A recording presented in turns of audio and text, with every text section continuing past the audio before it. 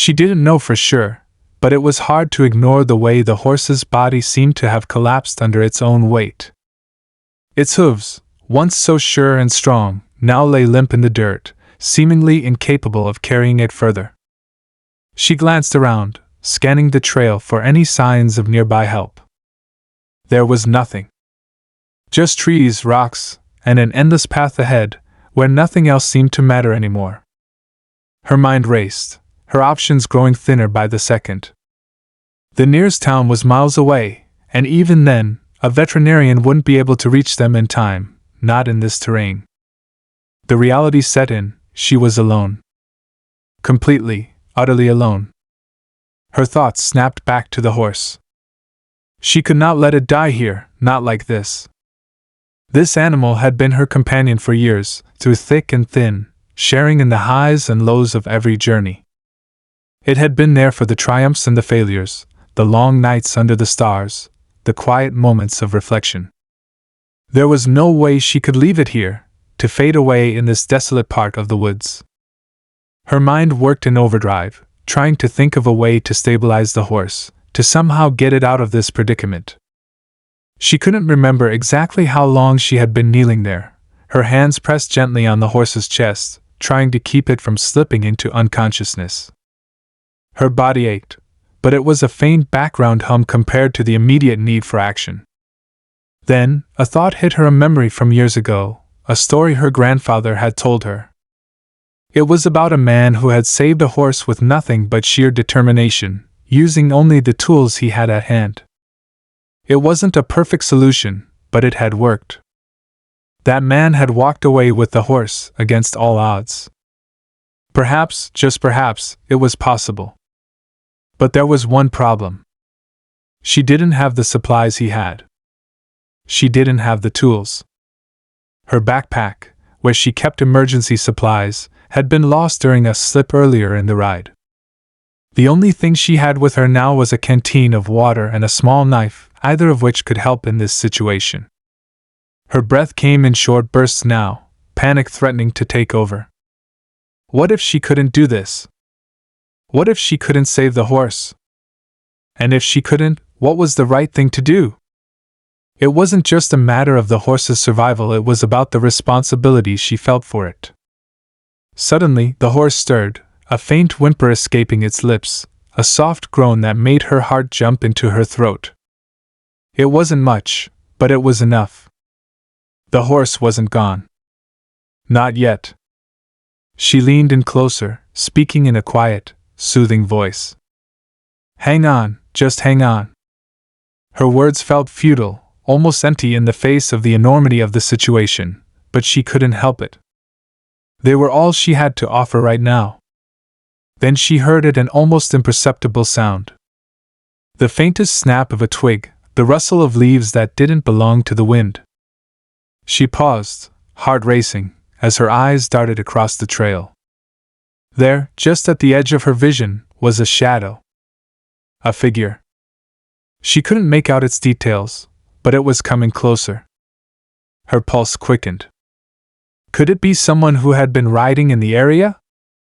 A hiker? Was help finally on the way? She tried to call out, but her voice caught in her throat. Her mouth felt dry, the air heavy with the uncertainty of the moment. Her instincts told her to wait, to stay still, but she felt a sense of urgency pushing her forward.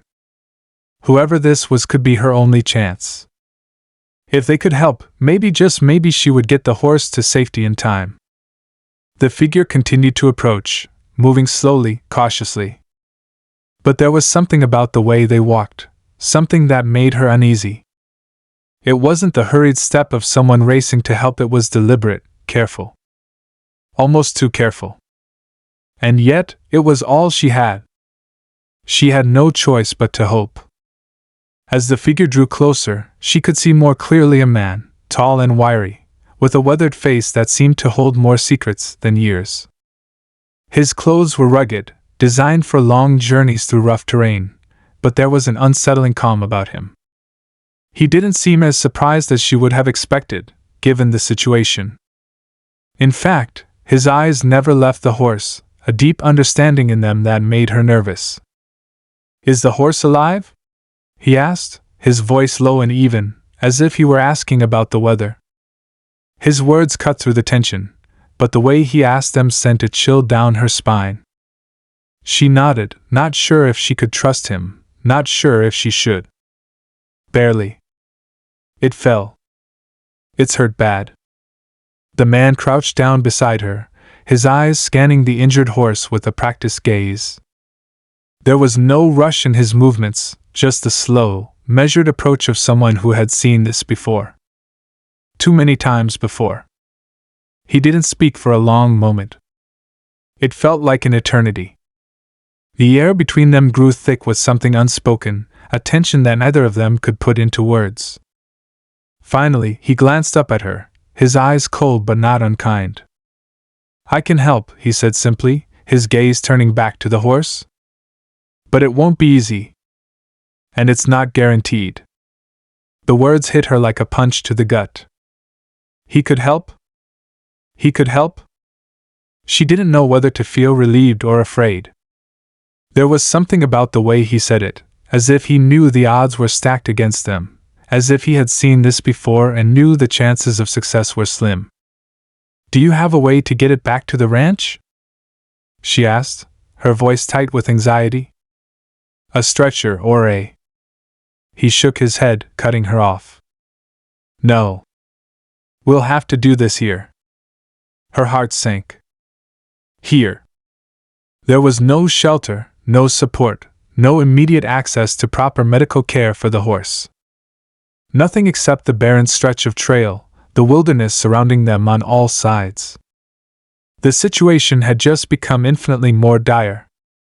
She was about to speak, to ask him what he meant by here, when the sound of a horse's hooves in the distance reached her ears. The man's expression didn't change, but the faintest flicker of something concern crossed his face. The footsteps were growing louder, closer. Was help finally arriving? Or was there more to this than met the eye? The uncertainty hung in the air. The sound of hooves grew louder, and with it, a rising tide of uncertainty washed over her. The man beside her didn't flinch, but his eyes narrowed slightly, studying the direction of the approaching sound. Her heart pounded harder with every beat. She didn't know whether to hope that this was someone coming to help or fear that it could be something worse. The last thing she needed was more complication. The hooves were close now, too close to ignore, too close to be a coincidence. She tried to stand, to catch a glimpse of who or what was coming, but her legs felt like they were made of lead. Was it a rider? Another traveler, someone who could help or someone who might make everything more dangerous? But the man next to her remained unmoved. He simply glanced toward the sound, his face unreadable. There was something unnerving about the way he stood so composed, as if this were a daily occurrence, as if this wasn't an emergency, but just another part of his life. The rider, whoever it was, drew nearer. The tension in the air was palpable, so thick that it almost seemed to have substance, as if it could be cut with a knife. She watched the man, unsure of what to make of him. His face remained stoic, his gaze focused on the approaching hooves as if calculating something only he could see. His hands, which had been steady when inspecting the horse, now twitched slightly. The moment felt fragile, like a powder keg ready to explode. Finally, the rider came into view, a tall woman on a horse, her dark hair blowing behind her as she moved swiftly through the trees. The sight of another rider should have brought some relief, but instead, it stirred something else in the pit of her stomach. There was something about the way the woman held herself, confident, purposeful, that immediately felt out of place. She was alone, like them, but there was a coldness to her presence that the rider couldn't ignore. The woman's eyes locked with hers for a split second, and there was an unmistakable flicker of recognition, though either said a word.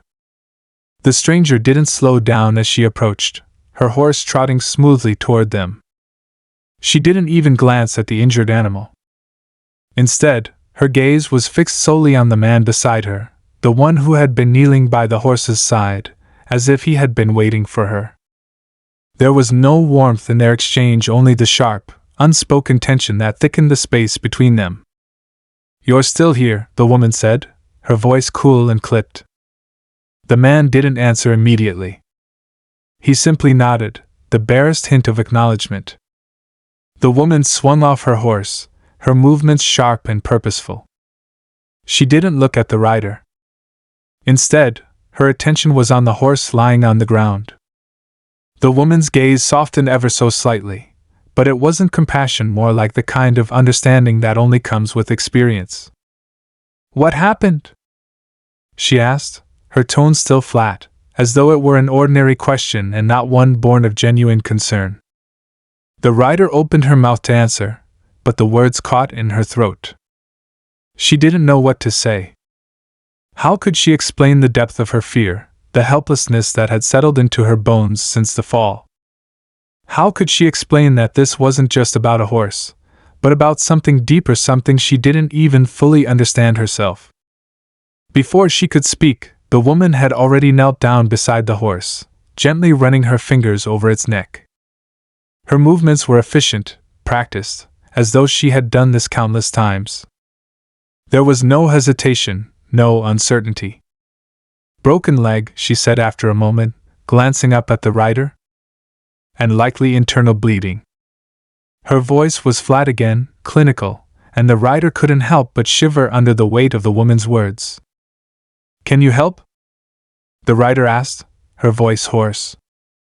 She didn't care that she was putting all her hope in someone she barely knew.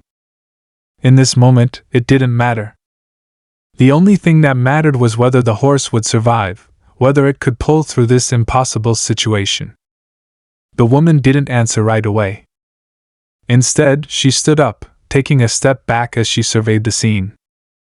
Her eyes flicked over to the man, who still hadn't moved. He was watching the exchange with a strange, almost detached look in his eyes, as if he were observing some distant event rather than a life and death struggle. "We'll need to move it," the woman said, her voice carrying an air of finality. "It won't survive here." The rider's heart dropped. Move it. The thought was terrifying. How could they move a horse this injured? The distance to the nearest town was far, too far for such a fragile creature to endure. She knew that if they didn't act soon, it wouldn't matter where they took it. The horse would die from shock or the injuries alone. "Move it?" the rider asked, barely able to keep the tremor from her voice. "How are we supposed to move it?" The woman didn't look at her. She glanced back toward the man, as if waiting for something. "It'll be a long shot," the woman said, her voice barely above a whisper, "but I have a plan." There was a cold determination in her words that made the rider uneasy. "But it's going to take both of you." The rider's mind raced, the weight of the situation sinking in. Who was this woman? And why was she so sure of herself in the face of such overwhelming odds? How did she know so much about injuries like this? And what did she mean by a long shot? There was something about her that didn't sit right. It was as if she had been in situations like this before, and worse. The man finally spoke, his voice low, but clear. "We don't have time. We need to make a decision now." The rider's eyes flicked between the two of them. She couldn't tell if they were partners in this or if they were playing some kind of game she didn't understand. There was an undercurrent of tension between them, an unsaid understanding that ran far deeper than the immediate situation. The woman didn't react to the man's words, but the rider saw something flicker in her eyes, a flash of something dark, something that made her stomach twist.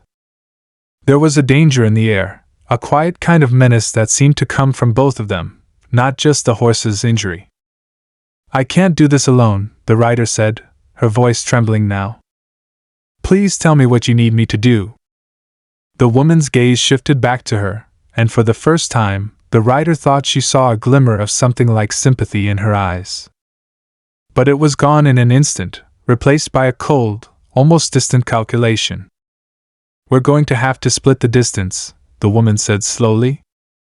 "One of us will need to take the horse back to the ranch, while the other gets help." The rider's heart lurched. She knew what the woman was suggesting. They couldn't both take the horse. One of them would have to leave it behind. She swallowed hard, a sense of dread filling her chest. They couldn't afford to make a mistake, not now, not with everything hanging in the balance. The man stepped forward, his voice suddenly sharper. It's too risky. We can't just. But the woman held up a hand, silencing him. Her gaze, locked on the rider, was unwavering.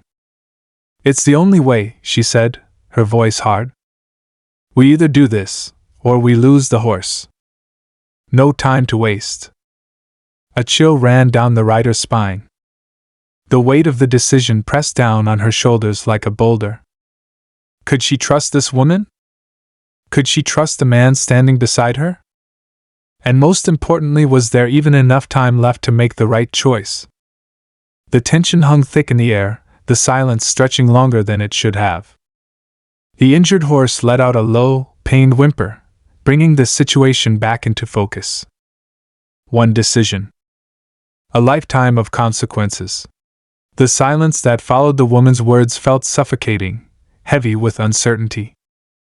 The rider's heart raced, her mind desperately trying to make sense of what had been said. One of us will have to leave the horse behind. It wasn't just a suggestion, it was an ultimatum. The weight of the decision crushed down on her chest.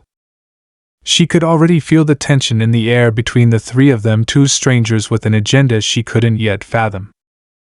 The looming question of whether they could actually save the horse gnawed at her insides, eating away at her focus. The words rang in her ears like an echo. One of us leaves the horse behind. The injured animal's whimper brought her back to the present, reminding her of the fragile, lifeless creature lying on the ground. She could barely see the horse's chest rise and fall with each shallow breath, and each movement felt like an eternity, like the minutes were bleeding into one another. How could she even think of leaving it? How could anyone, no matter how cold and calculating they seemed, do that? She turned to the man beside her. His face was unreadable, his expression betraying nothing, but his eyes were locked onto the woman with a steely intensity. They had known each other longer than she could tell. There was a shared history between them that lay beneath the surface, and it was impossible to ignore. The air between them was thick with unspoken words, as if there were 1,000 things they needed to say but neither one was willing to speak them. The woman, on the other hand, didn't seem to care about any of it. She was all business, focused entirely on the task at hand.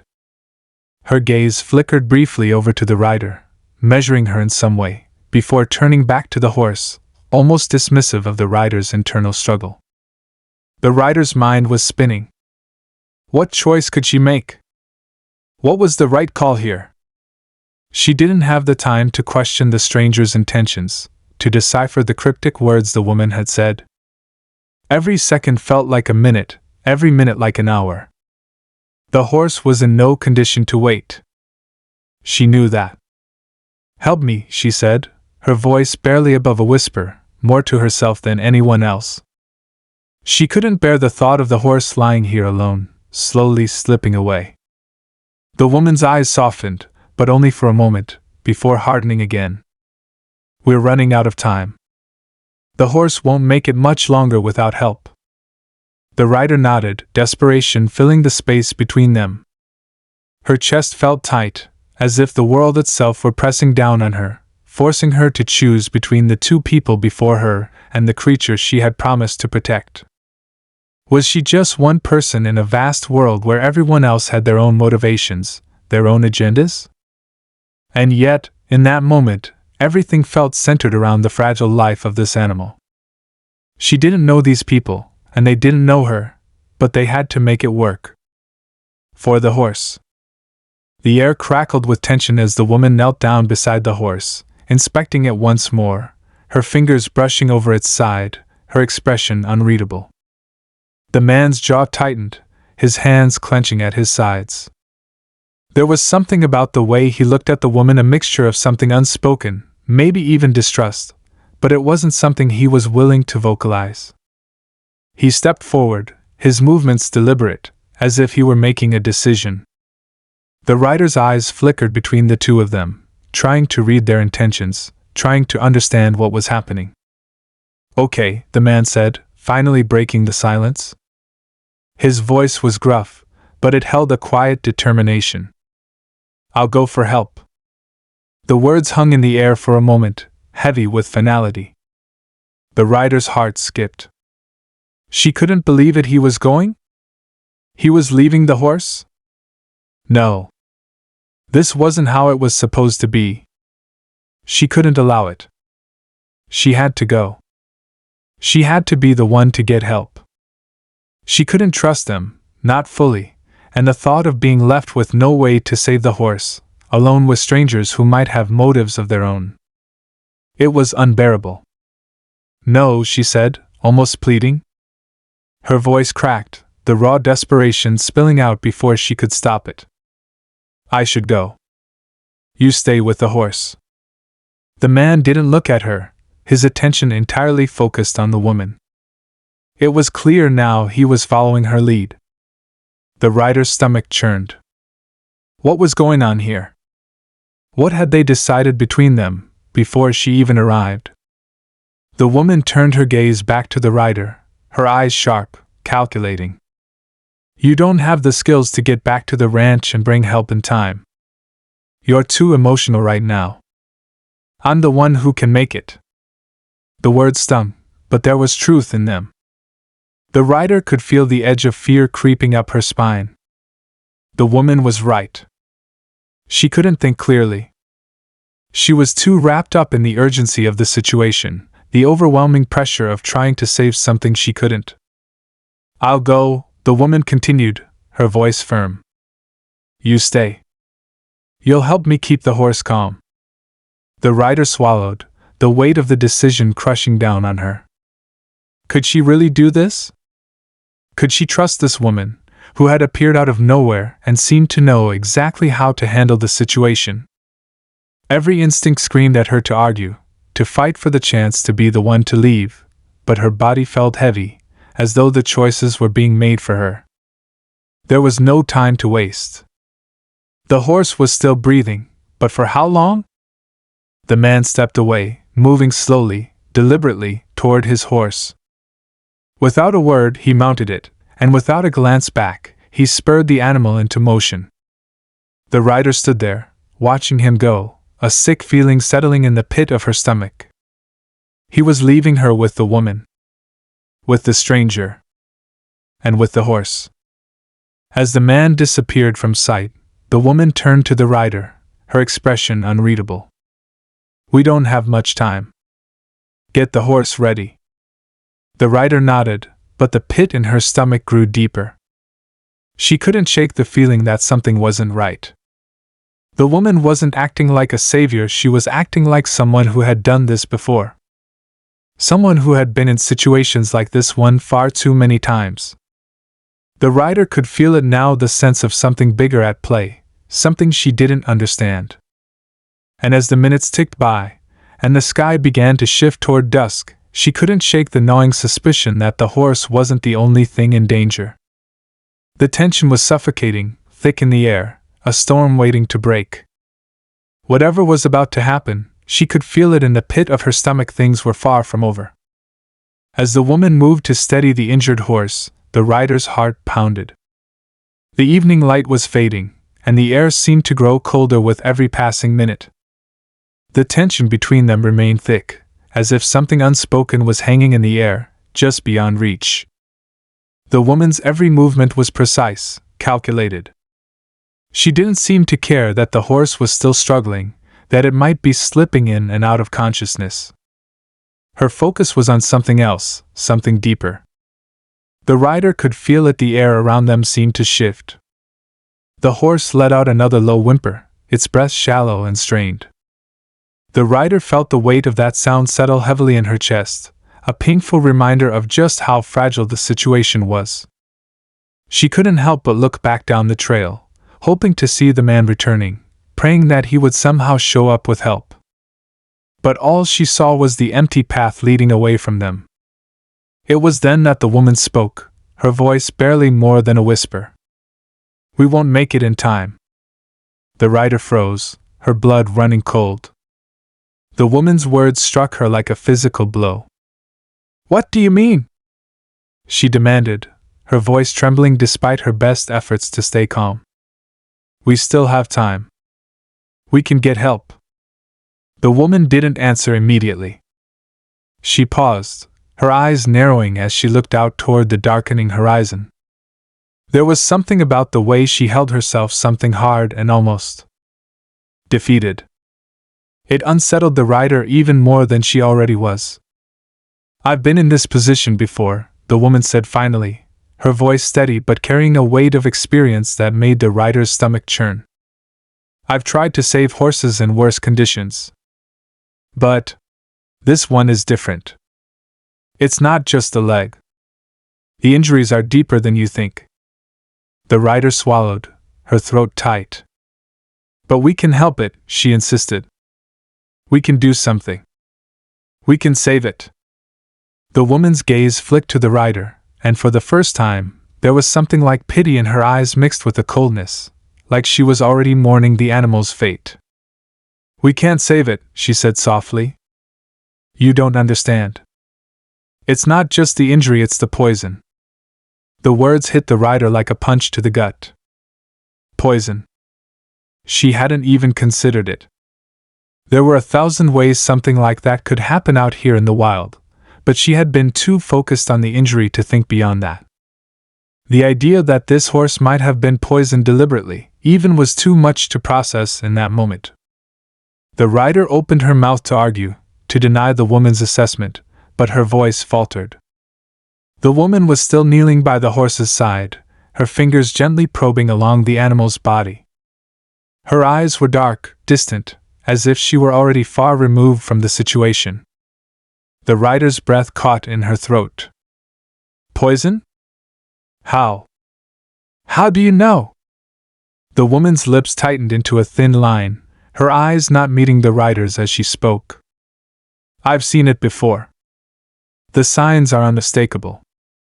And from the way it's behaving, how it's struggling to breathe, the rapid heart rate, it's already too late.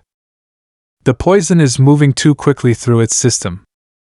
The rider was shaking now, every part of her tense as the weight of the situation crashed down on her. Poison. The thought was unbearable, and yet there was a part of her that knew the woman wasn't wrong. The horse's struggles weren't just from the injury, it was more than that. The animal was fighting something invisible, something more dangerous than any injury could be. The thought of it made the rider's stomach twist. What kind of poison? She asked, her voice barely a whisper. The woman met her gaze at last, her eyes hard. The kind that doesn't leave any trace. By the time the signs show, it's already too late. It's fast, aggressive. There's nothing we can do but watch it take its toll. The rider felt her knees weaken, and she staggered back, her hand gripping the nearest tree to steady herself. She couldn't breathe. She had never felt more helpless in her life. There was nothing she could do. The realization hit her like a wall. Everything she had believed about saving this horse, about finding hope in a situation that seemed impossible, was slipping away. Are you sure? She asked, her voice cracking as she tried to hold on to any shred of hope. The woman didn't respond immediately. Instead, she stood up, her movements slow but sure. She took a few steps back, watching the horse for a long moment before speaking again, her voice colder now.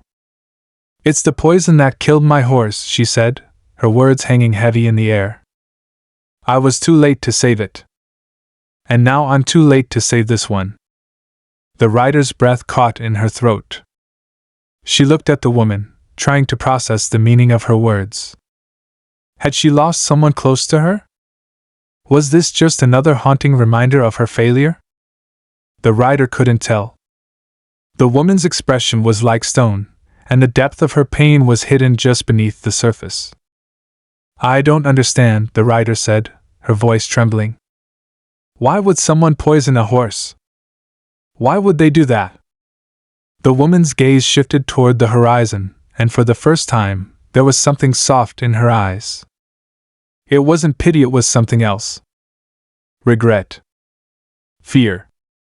The kind of fear that only comes when you've seen the worst of people and know that there's no escaping it. It's not just about the horse, the woman said quietly, almost to herself. It's about control. Power. People do things like this to make sure no one stands in their way. The words sank into the rider's chest like a weight, and she found herself unable to breathe. Who would do something so horrific? And why? She wanted to ask more, wanted to press for answers, but she couldn't. Not now. There was no time for more questions. There was only the reality in front of them: an injured animal, a poisoned body, and a crushing feeling that there was nothing they could do. The horse gave another low, ragged breath, its eyes rolling in pain. The rider could hear it, feel it. The animal was still alive, but for how long? The woman turned, taking a few more steps away from the horse, her figure now bathed in the deepening twilight. There's no use in pretending anymore, she said, her voice distant. It's already over. The rider stood frozen, the cold night air biting at her skin, her heart racing. There was still so much more she didn't understand, so much left unsaid. But one thing was certain: this wasn't just an accident, and it wasn't just an injured horse. There was a dark force at play here, and they were all caught in its web. As the last light of day faded, the rider's mind raced, torn between her overwhelming sense of helplessness and a surge of determination. They had to find out who was responsible. They had to stop this before it could happen again. But how? How could they even begin to uncover the truth when they were so far from any help, so deep in the wilderness? The night was closing in around them, and the stakes had never felt higher. The rider knew that whatever came next, nothing would be the same. The real battle was just beginning. The silence between them was deafening, but it wasn't a silence of peace, it was a heavy, oppressive quiet that hung in the air, as though the world itself was holding its breath. The rider could feel it, every muscle in her body tensed, her thoughts spinning. The woman's words echoed in her mind, "It's already over." But even as the finality of that statement settled in, something inside the rider refused to give up. "No," she whispered, her voice raw, determined. "It's not over. Not yet." She crouched down beside the horse again, her hands shaking but her resolve hardening. She couldn't stand by and let the animal die without trying. There had to be something, anything she could do. The woman's warning had made it clear that the poison was moving fast, but the rider could still see the faintest hint of life in the horse's eyes. It wasn't gone yet. Not yet. The woman seemed to notice her determination, and for the first time, something softened in her expression. She didn't stop the rider from trying, but she didn't help either. Instead, she stood at a distance, watching with something like curiosity mixed with skepticism. The rider's mind raced as she examined the horse more closely. She could feel the pulse beneath its skin, faint but still there. Desperation gripped her heart. If there was even the smallest chance that she could save it, she had to try. Without thinking, she rummaged through her bag for anything useful, any tool or herb that could help. It wasn't much, just some basic supplies she'd brought for herself. But maybe, just maybe, there was something that could slow the poison's progress long enough for them to get the horse back to safety. It was then that the woman spoke again, her voice laced with something darker than before. "You don't understand. This isn't something you can stop. The poison is too strong, and it's already too deep." The rider ignored her, focusing entirely on the horse. She had no choice but to keep trying. Every instinct told her to fight for the animal's life. She wasn't going to back down. She mixed together a few herbs she had, praying that whatever she concocted might ease the pain or at least slow the poison enough for them to get help. She pressed the paste gently to the horse's wound, murmuring soft words in an attempt to calm it, to offer it some small comfort. The woman watched, still standing at the edge of the camp, her eyes never leaving the rider. But then something shifted in her gaze, something faint, almost imperceptible. It was as though she was seeing the rider for the first time, as though something deep inside her had clicked. "You're wasting your time," the woman said softly, her voice almost tender now. "There's nothing you can do."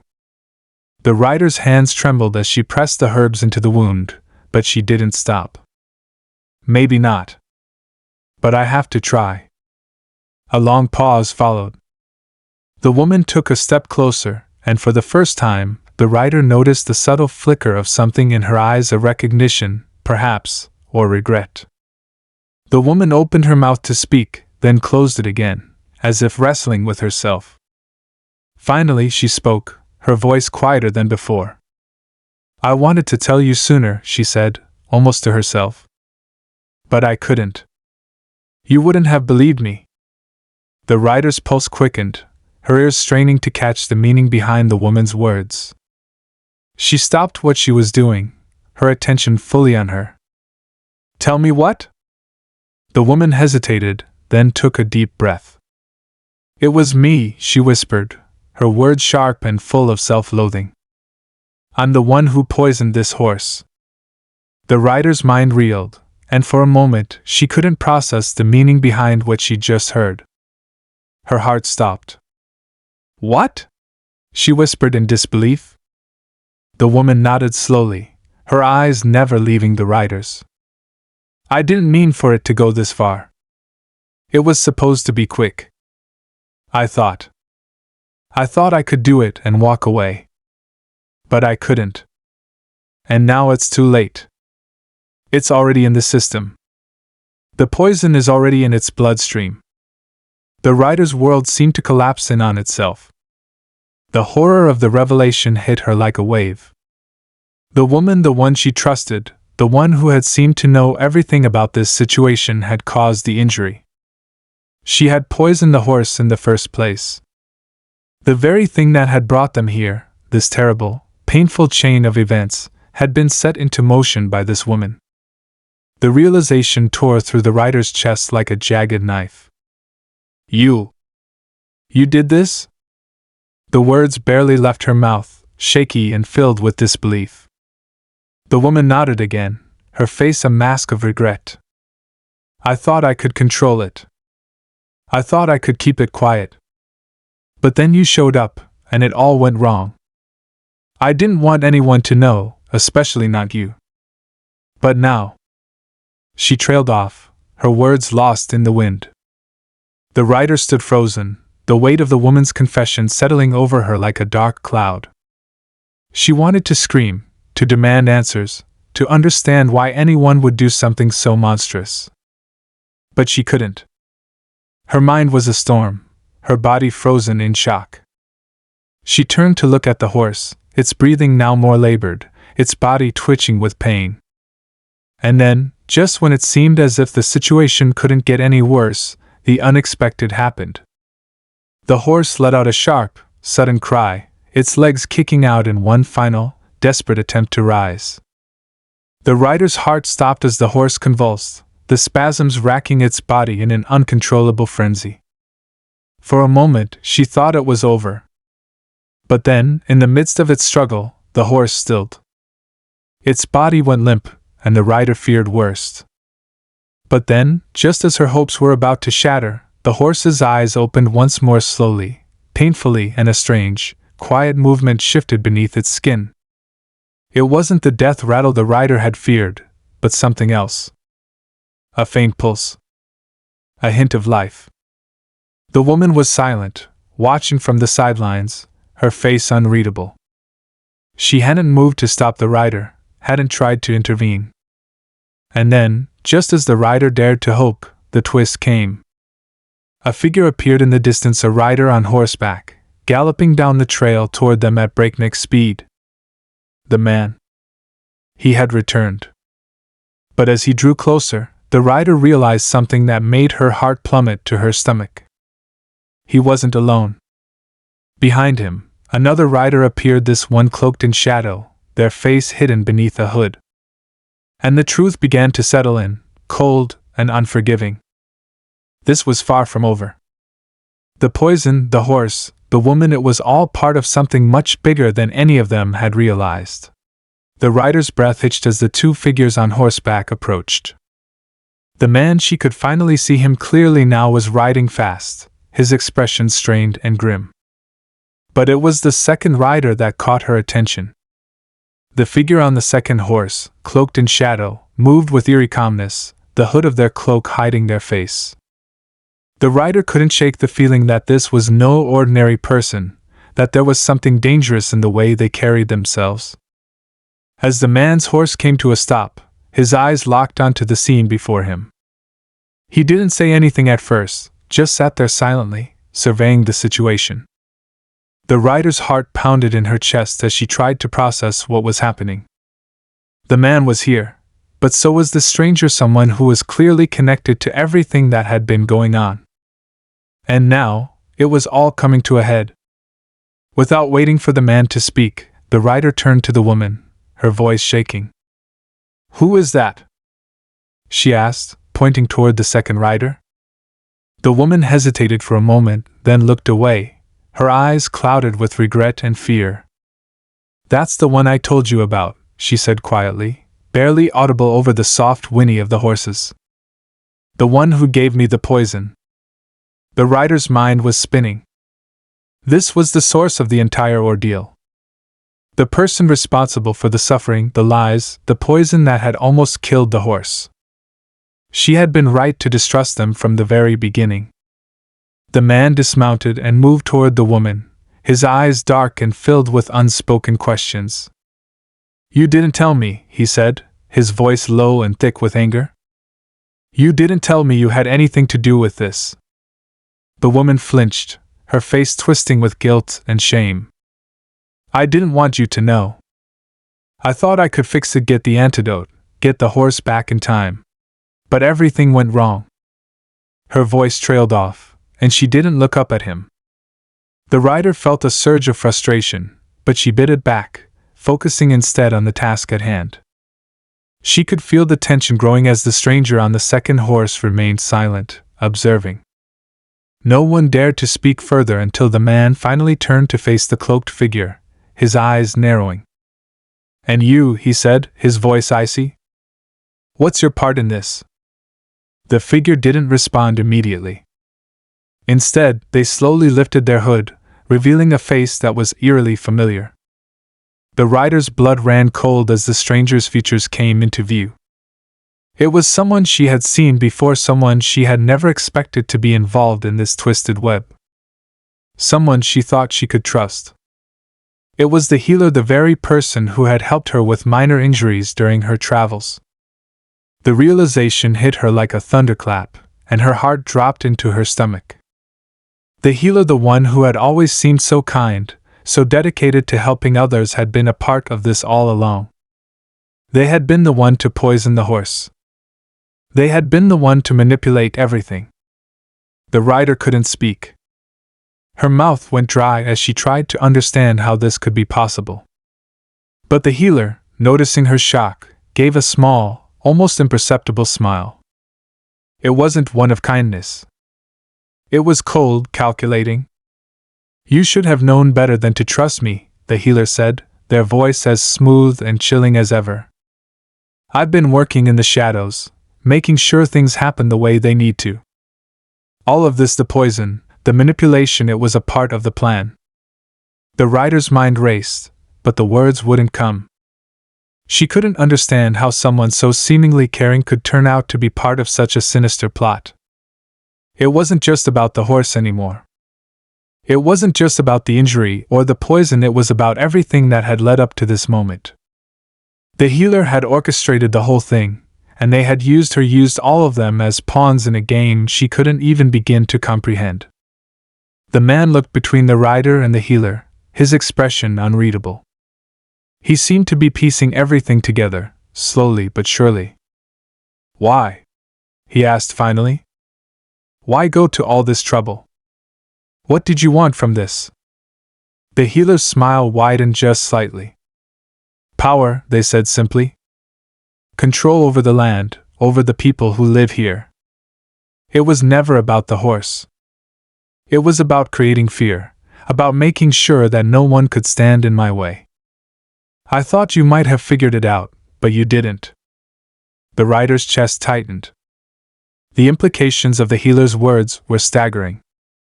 This wasn't just about poisoning a horse, it was about creating chaos, making sure people would trust no one, not even those who seemed to care for them.